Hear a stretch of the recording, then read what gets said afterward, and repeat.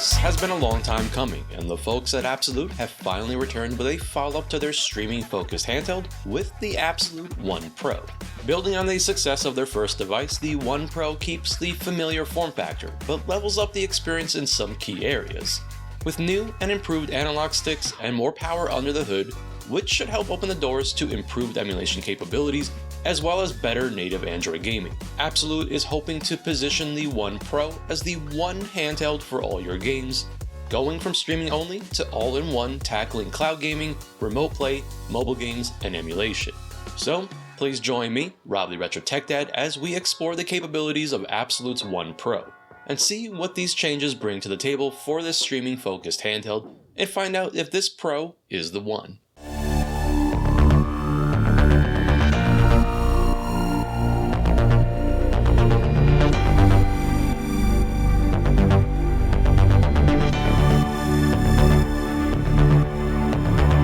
Now before we begin, it's important to note that the unit I have on hand here is a DVT model, and so this is not a finalized retail unit, but in terms of the internal hardware, it will be a good indication of the performance that we can expect with the final retail units. The most obvious indication that this is a prototype unit is the very rough front portion of the shell. Surprisingly though, the overall fit and feel of the unit is quite solid despite the unfinished front portion, and if you were a fan of the way the original felt in terms of its controls, D-pad, and overall comfort, not much has changed here, even on this prototype unit. Now besides for what is very obvious cosmetically, there are a few things on the software side that Abxylute is still tweaking, including the speakers, which have received an upgrade from the prior model, as well as power management that is still being fine-tuned. We will still explore battery performance later on in this video, just to get an idea of where we stand. And finally, on the software side, the launcher is still in development, but I've been told it will be similar to the app that is currently being used for their S9 controller. So let's quickly go over these specs here, and the Pro does bring a new chipset to the table. Abxylute is still sticking with Mediatek, and this time around we have the MT8370, which is also known as the Genio 510, and it's a 6-core CPU with 2 A78 cores and 4 A55 cores,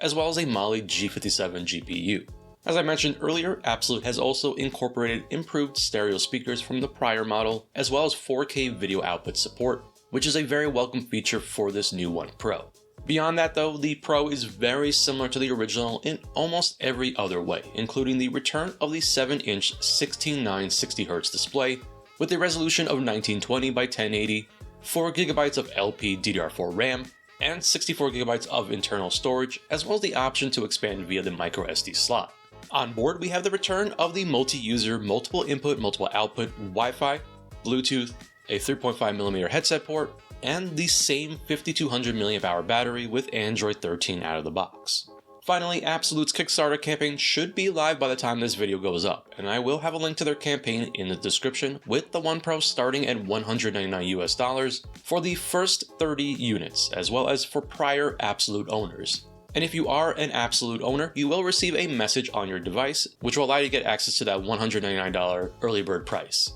If you are not a prior owner, the price will start at $209 and it will have a tentative retail price of $249. Abxylute's current timeline is targeting shipment for middle of May. And I'd like to thank Abxylute for sending this unit over to me for evaluations so that I can get early hands-on with the handheld, which allowed me to provide this in-depth coverage of the One Pro. Now let's go ahead and grab the original Abxylute, and you could probably immediately tell that the two devices look nearly identical. The original and the new Pro model feel very similar in the hands, which is a good thing since I found the original model to be quite comfortable with all the inputs in reach and in locations that make sense. I guess as the saying goes, if it ain't broke, don't fix it, and that certainly applies here to the ergonomics and form factor of the Abxylute One Pro, with the inset analog stick and D-pad, the large shoulder buttons and triggers at the top, and of course the ergonomic grips at the back, which give your fingers something to grip onto, and this is all done while still keeping the Pro very thin, light, and well balanced. Of course, as we move closer, there is one very notable change here coming from the original model, which are the new and improved analog sticks that, for me at least, was one of the weakest points of the original device. Abxylute heard the feedback and now have incorporated this change into the Pro model, and it is definitely a massive improvement over the original, with sticks that are more in line with a standard full-size controller like found on the Xbox Series or PlayStation DualSense controllers, and given that this is meant to be a streaming first device, this is kind of a critical and very welcome change. The improved range of motion, especially coming from the original model with the Switch style sticks, is a tremendous improvement that when directly compared almost make the original sticks seem comical in comparison. It's truly a night and day difference, and for some it just might be enough to compel an upgrade to the Pro model. I will say that the caps are a little smaller than I'd like to see, and I would have preferred a slightly larger cap so that my thumbs could fully rest on it, but this was pretty easily fixed with some caps like those from Skull & Co, which I've tested here and work great with the One Pro. There's plenty of room around the radius to accommodate these, and so it doesn't impact movement. I was told that this could not be changed due to the assembly process of the One Pro, since the top portion doesn't simply pop off like we've seen on other devices such as the Odin 2 Portal. Another area I do wish Abxylute went back and adjusted with the One Pro was the placement of the stereo speakers, which again have been upgraded, but their location leaves a lot to be desired, since I found myself at times covering a portion of the speakers with the palm of my hands, and as a result, muffling part of the audio. I won't comment too much on the quality of the new speakers since Abxylute is still fine-tuning the audio experience, and so this is an area that we will need to pay attention to for future updates. Now, despite this being a DVT unit, I am pretty pleased with how everything feels here, and the Pro functions very close to the original model right down to the way the buttons press here and feel. The D-pad performs very similar to the original model, and I didn't have much trouble pulling off combos in my usual Marvel vs. Capcom 2 test for PlayStation 2, which gives you some indication of the improved performance we have on hand here with the One Pro, and so it's actually the perfect time to talk numbers. And in particular, the synthetic numbers with the MT8370, which is a chipset that we've not seen in the scene, and so let's see how it compares to its predecessor as well as the Logitech G Cloud in terms of numbers. Up first, we have Geekbench 6, which will give us a good indication of CPU performance, and the Abxylute One Pro came in with a multi-core score of 1921 and a single-core score of 859. Of course, on its own, that doesn't probably mean much to my viewer, so let's bring in the original Abxylute with the MT8365, which scored just 511 for its multi-core score and 189 for the single-core score, and definitely demonstrates the significant performance uptick coming from the original model with nearly an increase of 276% on that multi-core score and a whopping 354% on the single-core score. Finally, let's bring in the Logitech G Cloud, which is powered by a Snapdragon 720G and is the immediate competitor in the streaming handheld space and was certainly the benchmark back in the day for the original model, and the G Cloud does fall behind the new One Pro with a multi-core score of 1559 and 648 for the single-core score. Again, these are synthetic numbers, and that 720G actually punches above its weight in many ways, and of course we will dive into real-world experiences with the One Pro in just a moment. Let's now switch over to the GPU-focused synthetic numbers with the 3D Mark Wildlife Extreme benchmark, and the Abxylute One Pro came in with a score of 338,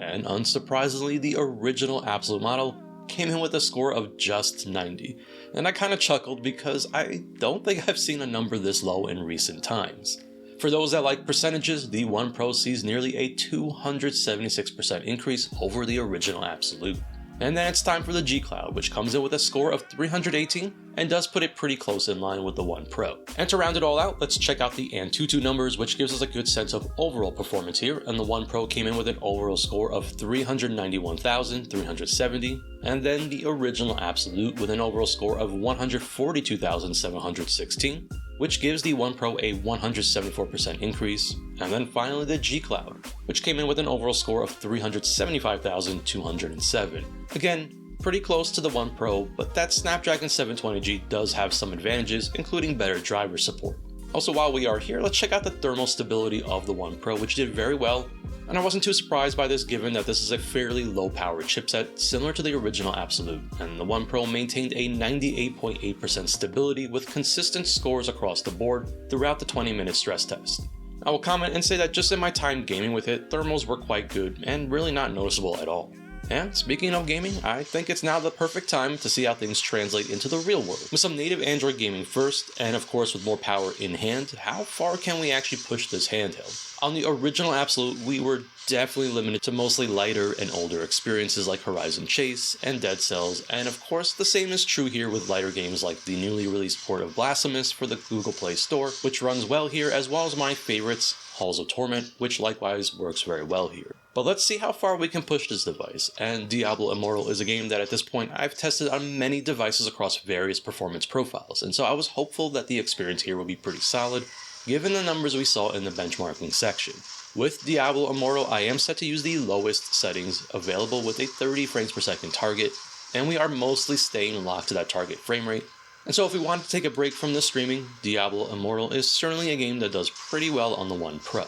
I tried out some Star Wars Hunters, which I thought would be a great use of the new analog sticks, and the game does run decently at the lowest settings with a 75% resolution scale, which the game automatically set out of the box. Unfortunately, Hunters did not detect L2 and R2 in-game, which is a little odd and most likely a software tweak that needs to be made in Android, and I have let the Abxylute team know about this issue since this could impact other games, and one that did come to mind was Dead Cells, but I can confirm that L2 and R2 are detected properly in that game. But I did come across this issue in another game, and it was the same problem with Wuthering Waves, which is another game that does have built-in control support, but the L2 and R2 were not detected by the game either. Wuthering Waves also happens to be a good benchmark game for Android devices, and one that has a lot of options to adjust, but even on the absolute lowest settings, the game is just too much for the Genio 510, and so again, I think this is an indication where we cap off with native Android gaming. In fact, the game kept crashing because the action on screen was just a bit too much for the One Pro.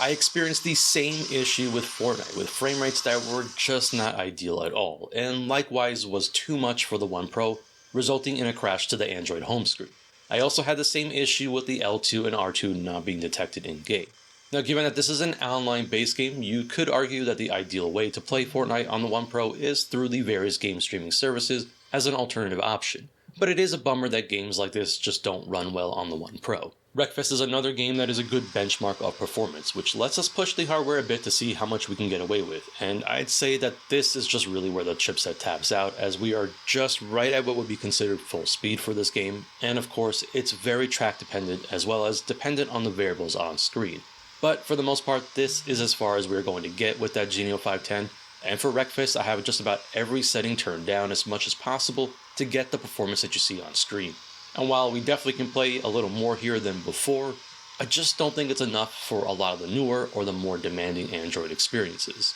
Finally, I did try to install some other popular games like Call of Duty Mobile Warzone, which was not available to download for this device, and it was definitely a bummer since I would like to try out the game with the better analog sticks. And I do think there's a possibility it can run at the lowest settings, but that's not necessarily the fault of the One Pro, and more that the game just hasn't been whitelisted for the chipset from the developer. Now, one of the biggest gains with the additional power is the ability to open the doors to a wider range of emulation capabilities, which Abxylute is specifically including this time around for their product positioning as a device that has multiple ways to play. So let's start out with the Nintendo consoles first, and with the original Abxylute, we were really not able to enjoy things like Gamecube, Wii U, and of course Switch. But this time around, with the extra power on hand, consoles like the Gamecube are very much in reach for the One Pro. As always, I tested my usual favorites to get a good sense of where we stand with performance, and I was pretty pleased to see that with the mainline build of Dolphin from the Play Store, Gamecube emulation fares quite well on the One Pro using the Gamecube's native resolution. In fact, I'd say it performed better than I was expecting it to, and Wave Race Blue Storm, for example, was able to run at 2 times the native Gamecube resolution,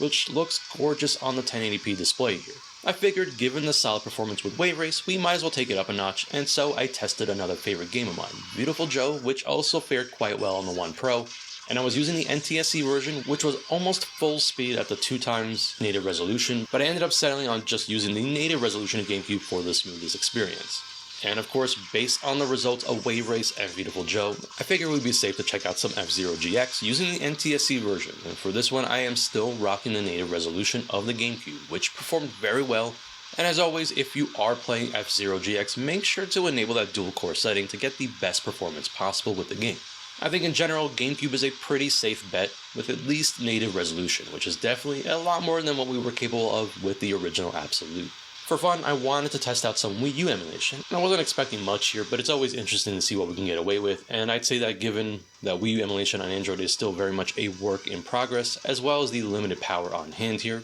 don't expect a whole lot from Wii U, but something like DuckTales Remastered at 720p, for example, did run pretty well. But this is generally a very light and one of the better compatible games, and unfortunately for some other lighter games, the experience was just not as good. And finally, Nintendo Switch emulation, which has come a long way since the original model launched way back in 2023. At that time, the original model wasn't even able to play lighter games like Celeste that well, But with the One Pro, that does change, and so we do get games like Celeste here running at full speed, as well as some of the other usual games that I like to test on the lighter side, which fared well, like Scott Pilgrim vs. the World, and even something like A Short Hike, which is an absolutely charming game that is well worth checking out on your platform of choice. But in general, I'd say that Switch is very much a bonus platform. I don't expect a whole lot here, but it's still cool to mess around with since it just means that we can enjoy more games on the device itself without the need for streaming. Let's now switch on over to the Sony platforms, and very briefly, PlayStation Portable with PPSSPP was a platform that did decently with the original model, but here on the One Pro we can definitely take things to the next level and make use of upscaling on many titles, including Burnout Legends here, which I do have set to use 4 times the native resolution, and is the equivalent of 1080p, so we are matching the display here, and it looks great and runs very well. The same can be said for God of War Chains of Olympus, everyone's favorite PSP benchmark game, which I do have set here to use 2 times the native PSP resolution, and so even the more demanding titles can enjoy some upscaling with the One Pro, and in general the PSP library will fare quite well on the One Pro overall. Now PlayStation 2 emulation is a bit more interesting, and I'd say it's more of a mixed experience here. On the original Abxylute, PlayStation 2 was basically a no-go, and really the absolute lightest games are possible, like 2D shmups, which could run on that handheld. And so with the One Pro, we definitely can take it up a few levels, and while the One Pro doesn't have the power to handle a large portion of the PS2 library without some kind of tweaking or changes to the settings, the possibility of PS2 is definitely much more realistic here than on its predecessor, and I'd rather undersell the performance since realistically, there's so many PS2 games to test. But I did manage to test quite a bit here on the One Pro since there is more of an emphasis on the capabilities of delivering up to PlayStation 2 emulation. But the reality is that you will have a range of experiences with PS2 emulation. For example, a game like Marvel vs. Capcom 2 will run at 60 frames per second using the NTSC version at native resolution. But then you have a game like Burnout Revenge which will not run at full speed using the NTSC version. Instead, we'd have to use the PAL version and then drop the resolution scaling to 0.75x to get the level of performance that you're seeing on screen here, and even then, it's still not quite perfect. Now alternatively, we can make use of the fast, unsafe preset with Nether SX2, which will definitely result in less tinkering with the settings and allows us to run something like the NTSC version of Burnout Revenge at native resolution with a much better experience. Long story short, you will probably end up favoring the PAL versions of games to get the most performance possible out of PlayStation 2 emulation, and then expect to do tweaking for the more demanding games like God of War 2 and Shadow of the Colossus, which as you can see here are playable but does require a combination of changes, but I did use the fast, unsafe preset as a good starting point for the more demanding games. Regardless, something like God of War 2, for example, didn't need too much here to get it running as you see here for the NTSC version. But I did manage to run a good number of games without any real changes needed, and something like Devil May Cry 3 ran for the most part at the full 60 frames per second without any speed hacks using the native resolution of the PlayStation 2, and outside of the menus being slow, the gameplay itself was at full speed, and it was also the same thing for something like Resident Evil 4, which likewise ran well at the PlayStation 2's native resolution at 60 frames per second. The reality is that there are thousands of games on PlayStation 2, and so again I'd rather undersell performance here and say that compared to the Gamecube performance, PS2 emulation isn't as good on the One Pro, but that's not to say that there aren't a massive amount of games that will run quite well, and then if you factor in some tinkering, that number will go up quite a bit, and it's definitely a big upgrade over the original Abxylute model, and far more than just a bonus on the One Pro. So we've seen performance with native Android games, emulation, and well now it's time to check out how the One Pro handles what it was designed to do, which is game streaming. For this I have a few tests, and so let's start out with some of the cloud-based services like Microsoft's Xbox Cloud, which I tested using the browser-based version of the app, and the experience is very solid and works well. Part of this of course is based on variables like the strength of your network connection and speeds that you have available, which in my case I am using a half a gigabit connection on fiber. And I want to test fast-paced games with a lot of action on stream, so naturally I gravitated towards one of my favorite racing games of all time, Forza Horizon 5, and then of course some Doom Eternal, which I think certainly fits the bill for frantic action. And while we're discussing Doom Eternal, we might as well switch services and check out Geforce Now and see how this game fares with this service instead of the Xbox Cloud. And I am using the Ultimate tier, and honestly I do believe that Geforce Now is the best cloud streaming service out there, and we have the ability to adjust settings in-game as well as stream at a much higher quality. For this test, I did go ahead and set Geforce Now to use 1080p with 60 frames per second, since this does match the specs of the One Pro's display, and I found the experience to be quite solid, and visually I definitely give the edge to Geforce Now, and of course, part of this experience is very dependent again on your own network conditions. Finally, I spent a good amount of time testing local PC streaming, since for me this is one of my favorite use cases when it comes to game streaming, and thanks to the combination of Artemis on Android and Apollo as my desktop streaming host, the two combined really make this an awesome experience on the One Pro. I tried a combination of different settings both on my PC as well as on the One Pro, and I felt that the settings I landed on here, which is being demonstrated in this footage, is a good balance between performance and visual fidelity. I do have Artemis set to use a resolution of 1920 by 1080 to make full use of the One Pro's display with a 60 frames per second target, and I've settled on the automatic codec setting, and for the video frame pacing I am set to use the prefer smoothest video option, which at least on the One Pro does not come at the expense of increased latency. We can see that with God of War Ragnarok streaming from my local PC, which is hardwired to my router and streaming over 5 GHz Wi-Fi to the One Pro, performance is very solid with about 8 to 9 milliseconds native decoding time, and no issues with network performance, which of course is partly dependent on the strength of your own networking hardware. But the results are very good, and again, I can't overstate just how much of a better experience game streaming is thanks to these improved analog sticks. And as we always do here, let's check in on battery life after all of this gaming and see what we can expect with a range of tests. I will say that Abxylute is still adjusting battery performance, but I still wanted to check in and see what we are achieving at this point. So let's start out with my usual lighter test with Yoshi's Island, and I have the One Pro set to use 50% brightness, 50% volume with the Wi-Fi and Bluetooth turned off, as well as the battery saver option turned on, and the One Pro did manage over 11 hours of on-screen time. Now for something a bit more demanding, I have God of War 2 here with the same settings as before, except the battery saver option has been turned off and God of War is running at native resolution with the fast unsafe preset, and for this one the One Pro hit over 5 hours of on-screen time, which I think is actually pretty solid. Finally, of course, the key feature of the One Pro, which of course is game streaming, and for this I use the combination of Artemis and Apollo streaming God of War Ragnarok from my local PC, and for this test naturally I have the Wi-Fi turned back on, but with Bluetooth still off, and the same 50% brightness and 50% volume, and the One Pro managed over 7 hours of on-screen time, streaming from my PC, which again I think is very solid. So we've reached the end of this early look at the Abxylute One Pro, and this is definitely an improvement over the original in two very key areas. But, and there's always a but, this feels more like a side grade than a full-blown upgrade over the original model. And so this is a tough one because on one hand, I think that if you've never owned an Abxylute, the One Pro is an excellent option at its price point. It makes a lot of sense to go for if you're looking for a streaming-based handheld with a large display that can now do more than just lighter emulation and Android gaming. If you're an existing Abxylute owner, I think you have to decide whether or not the extra power is needed based on your use case, since the original one was quite competent at the main thing it was designed to do, which is game streaming. I will say that the improved analog sticks are definitely a big deal here, and if you are very serious about game streaming, that upgrade alone might be enough to persuade you to go for the One Pro almost 2 years after the original one launched. I do wish we got a little more here for prior owners, since outside of the improved analog sticks and increase in power, the rest is mostly the same. So what do you think about Abxylute's One Pro? Is there enough here to warrant the upgrade, and will you be picking one up? I always enjoy reading everyone's comments, so definitely share below. And of course, as always, until the next video, I am the Retro Tech Dad, and thank you so much for watching.